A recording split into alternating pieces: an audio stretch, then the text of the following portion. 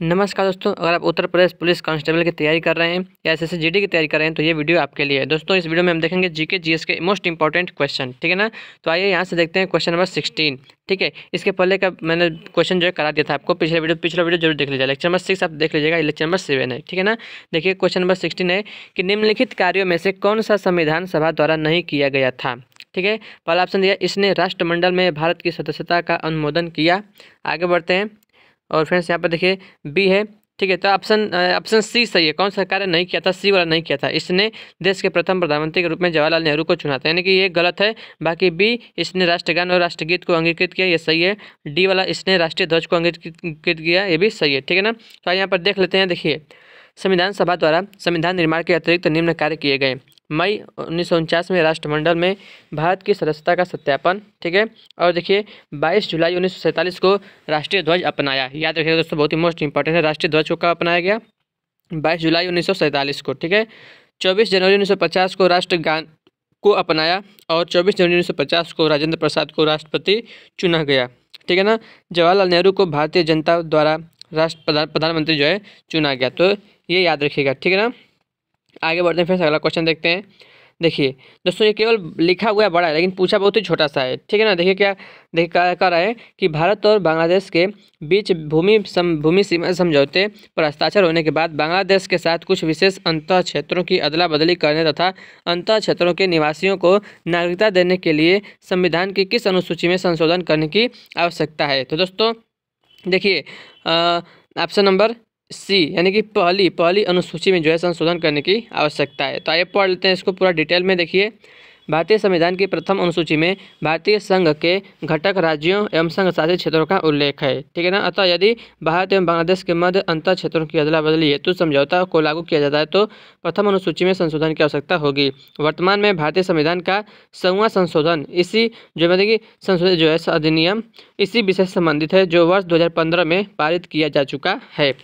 तो फ्रेंड्स याद रखिएगा, ठीक है ना।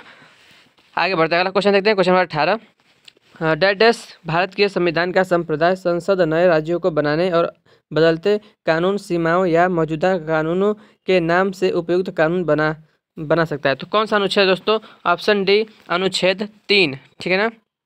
पढ़ लेते हैं दोस्तों। देखिए, भाग 1 अनुच्छेद 3 नए राज्यों का निर्माण और वर्तमान राज्यों के क्षेत्रों या नामों में परिवर्तन के लिए संसद को शक्ति प्रदान करता है। भाग 1 अनुच्छेद 3, अनुच्छेद 1 के तहत भारत को राज्यों का संघ कहा गया है, अनुच्छेद 1 है। अनुच्छेद 2 में नए राज्यों का प्रवेश या स्थापना। अनुच्छेद 7 में पाकिस्तान को प्रव्रजन करने वाले कुछ व्यक्तियों के नागरिकता के अधिकार तथा अनुच्छेद 5 में संविधान के प्रारंभ पर नागरिकता से संबंधित है। फ्रेंड्स याद रखिएगा, ठीक है ना। बहुत मोस्ट इंपॉर्टेंट, एक पॉइंट इंपॉर्टेंट है, ठीक है। अगला क्वेश्चन है कि भारतीय संविधान का कौन सा अनुच्छेद नए राज्यों के गठन के विषय में है? दोस्तों नए राज्यों के गठन के विषय में कौन सा है? ऑप्शन नंबर ए, अनुच्छेद 3, ठीक है ना। आप देखते हैं, देखिए डिटेल में पढ़ते हैं इसको। भारतीय संविधान के अनुच्छेद 3 के अनुसार संसद को नए राज्यों का निर्माण और वर्तमान राज्यों के क्षेत्रों, सीमाओं या नामों में परिवर्तन करने का अधिकार है। अनुच्छेद 12 में क्या है? अनुच्छेद 12 में राज्य की परिभाषा। अनुच्छेद 22 के तहत कुछ दशाओं में गिरफ्तारी और निरोध से संरक्षण। अनुच्छेद 9 के तहत विदेशी राज्य की नागरिकता स्वेच्छा से अर्जित करने वाले व्यक्तियों का नागरिक न होना या भारतीय नागरिकता समाप्त हो जाता है, ठीक है ना, अनुच्छेद 9 में, ठीक है। आगे बढ़ते हैं, अगला क्वेश्चन देखते हैं। निम्न में से किस संघ राज्य क्षेत्र में विधानसभा है? तो ऑप्शन नंबर बी, पुदुचेरी, ठीक है ना। यहाँ पर देखिए डिटेल में पढ़ लेते हैं।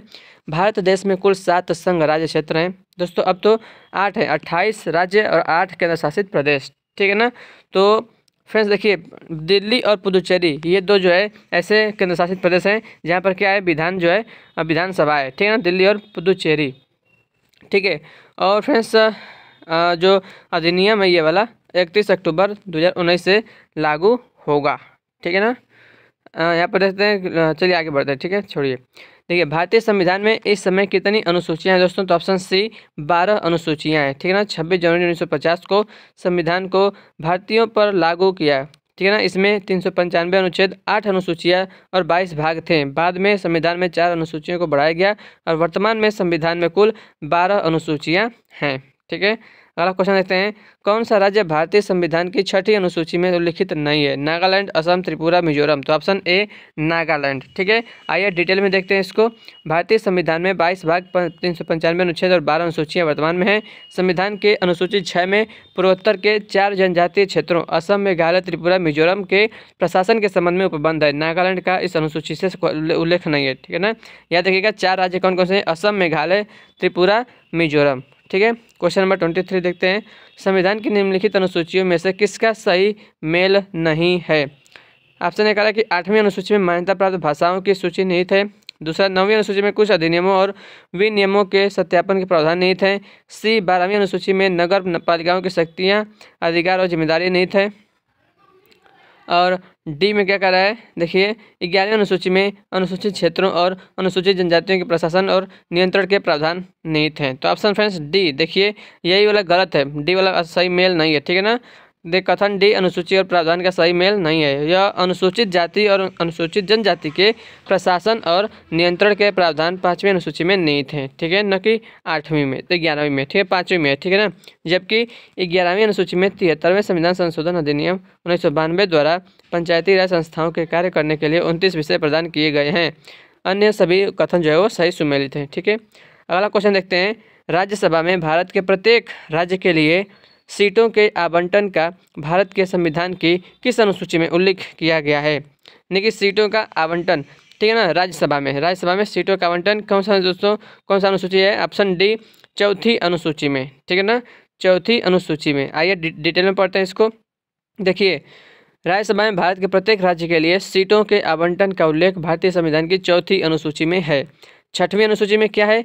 इसमें असम, मेघालय, त्रिपुरा और मिजोरम राज्यों के जनजातीय क्षेत्रों के प्रशासन और नियंत्रण के बारे में है। ठीक है, 5वीं अनुसूची में इसमें विभिन्न अनुसूचित क्षेत्रों और अनुसूचित जनजातियों के क्षेत्रों के प्रशासन और नियंत्रण के बारे में है, अनुसूची 5। ठीक है, अनुसूची 8 में क्या है? इसमें भारत के 22 भाषाओं का उल्लेख किया गया है। मोस्ट इंपॉर्टेंट है अनुसूची 8, याद रखिएगा। ठीक है ना, आगे बढ़ते हैं, क्वेश्चन नंबर 25 देखते हैं, निम्नलिखित में से कौन सी भाषा संविधान की रचना के समय 8वीं अनुसूची में उल्लिखित थी? कौन सी भाषा? ऑप्शन डी कश्मीरी थी। और बोडो कोंकणी सिंधी ये बाद में जोड़ी गई। आइए डिटेल में पढ़ते हैं इसको।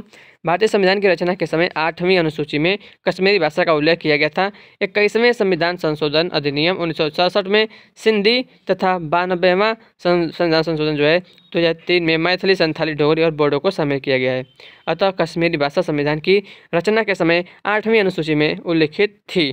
ठीक है, अगला क्वेश्चन, राज्य और केंद्र शासित प्रदेश की सूची भारत के संविधान की कौन सी अनुसूची में उल्लिखित है? तो ऑप्शन डी पहली अनुसूची में उल्लिखित है। ठीक है, देखिए राज्य और केंद्र शासित प्रदेशों की सूची भारत के संविधान की पहली अनुसूची में उल्लिखित है। अगला क्वेश्चन है, शपथ और अभिपुष्टि के रूपों का भारत के संविधान की कौन सी अनुसूची में उल्लेख किया गया दोस्तों? शपथ का तो ऑप्शन नंबर होगा, देखिए ऑप्शन ए दिया तीसरी, चौथी, दूसरी, पहली। ऑप्शन सी दूसरी वाले में। ठीक है, आइए देख लेते हैं, यहाँ पर देख लीजिए ऑप्शन ए। देखिए तो फ्रेंड्स देखिए शपथ एवं पुष्टि का वर्णन भारतीय संविधान की तीसरी अनुसूची में किया गया है। शपथ, ठीक है, इसमें संघ तथा राज्यों के मंत्रियों, उच्चतम न्यायालय तथा उच्च न्यायालय के न्यायाधीशों, भारत के नियंत्रक, महालेखा परीक्षक, संसद के सदस्यों द्वारा लिए जाने वाले शपथ या प्रतिज्ञान का प्रारूप है। राष्ट्रपति अनुच्छेद 60, उपराष्ट्रपति अनुच्छेद 69 तथा राज्यपाल अनुच्छेद 159 के अनुरूप शपथ लेता है। तो फ्रेंड्स याद रखिएगा, शपथ लेना बहुत इंपॉर्टेंट है। राष्ट्रपति अनुच्छेद 60 के अंतर्गत लेता है, ठीक है ना, उपराष्ट्रपति 69 और राज्यपाल 159 के अनुरूप लेता है। ठीक है ना, आगे बढ़े दोस्तों, क्वेश्चन नंबर 28, जब संविधान को पहली बार अपनाया गया था तब इसमें कितने अनुच्छेद थे? तो ऑप्शन नंबर ए 395, ठीक है ना, और 8 अनुसूचियाँ थीं। वर्तमान में दोस्तों 395 अनुच्छेद हैं और अनुसूचियाँ 12 हो गई हैं। ठीक है, क्वेश्चन नंबर 29, किसके दरबार में, किसके मार्गदर्शन में भारत के संविधान के मूल दस्तावेज में हस्तनिर्मित संविधान की गई थी? ठीक है, ऑप्शन डी नंदलाल बोस। आइए डिटेल में पढ़ते हैं इसको।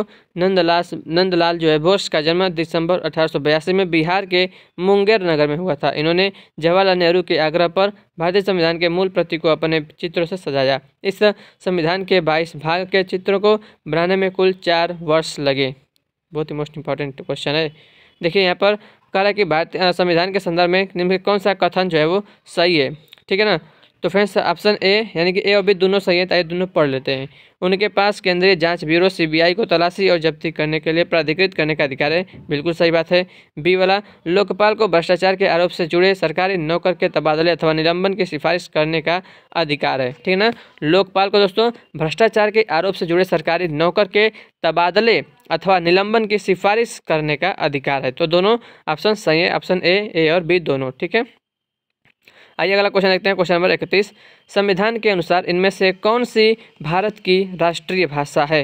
राष्ट्रीय भाषा है दोस्तों, ऑप्शन ए करेक्ट है। भारत की कोई राष्ट्रीय भाषा नहीं है, ठीक है ना दोस्तों। जो हिंदी है वो भारत की राजभाषा है, राजभाषा, ठीक है ना। आइए पढ़ लेते हैं डिटेल में इसको। भारत में भी स्वतंत्रता के पश्चात राष्ट्रभाषा हिंदी को राजभाषा का दर्जा प्राप्त हुआ तथा 14 सितंबर 1949 ईस्वी को हिंदी को संवैधानिक रूप से राजभाषा घोषित किया गया। इसलिए प्रत्येक वर्ष 14 सितंबर को हिंदी दिवस के रूप में मनाया जाता है। संविधान के भाग 17 में अनुच्छेद 343 से 351 राजभाषा के बारे में वर्णन है। अतः स्पष्ट है कि हिंदी भारत की राष्ट्रभाषा नहीं बल्कि राजभाषा है, ठीक है ना। अगला क्वेश्चन दोस्तों आपके लिए होमवर्क का क्वेश्चन रहेगा, तो मैं आपको एक होमवर्क का क्वेश्चन दे रहा हूँ, ठीक है ना। थोड़ा सा सिंपल वाला देता हूँ, आपको बताना है, ठीक है ना। तो आपके लिए दोस्तों जो जी मैं आपके लिए क्वेश्चन देता हूँ, ठीक है। तो दोस्तों आपके लिए क्वेश्चन रहेगा, जल्दी से मैं आपको लेकर आता हूँ। ये क्वेश्चन आपके लिए रहेगा, ये बताएंगे आप चलिए दोस्तों इसको बताइएगा, ठीक है। डैडस ने यानी किसने पहली बार विधायिका में द्विसदनीय व्यवस्था लागू की? भारत सरकार अधिनियम, निर्देशक सिद्धांत, भारतीय स्वतंत्रता अधिनियम या ऑप्शन डी संविधान सभा ने? तो किसने पहली बार विधायिका में द्विसदनीय व्यवस्था लागू की? दोस्तों इसका आंसर मैं अगले वीडियो में दे दूंगा आपको, ठीक है ना। तो फ्रेंड्स मिलते हैं आपसे। वीडियो अच्छा लगे तो वीडियो को लाइक करिएगा दोस्तों, ठीक है ना। आप लाइक करेंगे तो दोस्तों मुझे बहुत अच्छा लगेगा कि हाँ वीडियो में अच्छा लग रहा है आप लोगों को, ठीक है ना। तो आप शेयर भी कर सकते हैं इस वीडियो को, ठीक है फ्रेंड्स। तो मिलता हूँ मैं आपसे नेक्स्ट वीडियो में, तब तक के लिए जय हिंद, जय भारत, वंदे मातरम।